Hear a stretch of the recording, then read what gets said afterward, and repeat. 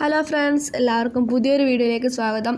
ഓർമ്മയുണ്ടോ, കുറച്ച് ദിവസം മുമ്പ് നമ്മളൊരു വീഡിയോ ചെയ്തിരുന്നു ലക്കി ബാമ്പു എങ്ങനെ വെള്ളത്തിൽ വെച്ച് വേര് മുളപ്പിക്കാമെന്ന്. ആ വീഡിയോ കണ്ടവർക്ക് അറിയാം.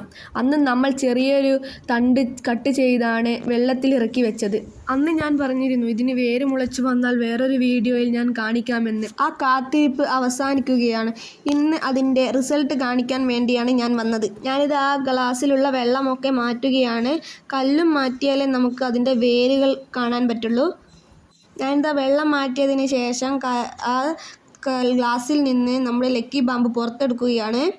അപ്പോൾ ഇതാ നിങ്ങൾ കണ്ടോ, വെള്ളത്തിൽ വെച്ച ഭാഗത്ത് നിന്ന് നല്ല ഭംഗിയുള്ള പുതിയ വേരുകൾ മുളച്ച് വന്നിട്ടുണ്ട്.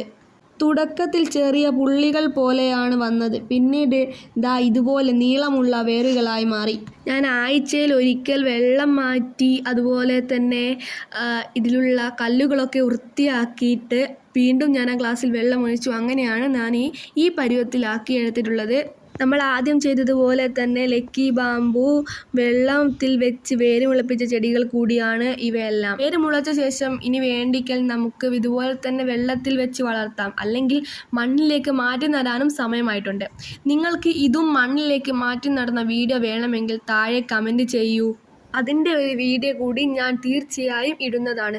മുമ്പ് ചെയ്ത ആ വീഡിയോ കാണാത്തവരുണ്ടെങ്കിൽ തീർച്ചയായും കണ്ടു നോക്കുക. ലിങ്ക് ഞാൻ ഡിസ്ക്രിപ്ഷൻ ബോക്സിൽ കൊടുക്കുന്നുണ്ട്. ഈ വീഡിയോ നിങ്ങൾക്ക് ഇഷ്ടപ്പെട്ടെങ്കിൽ ലൈക്ക് ചെയ്യാനും പുതിയ ആളുകളാണെങ്കിൽ ചാനൽ സബ്സ്ക്രൈബ് ചെയ്യാനും മറക്കരുത് കേട്ടോ.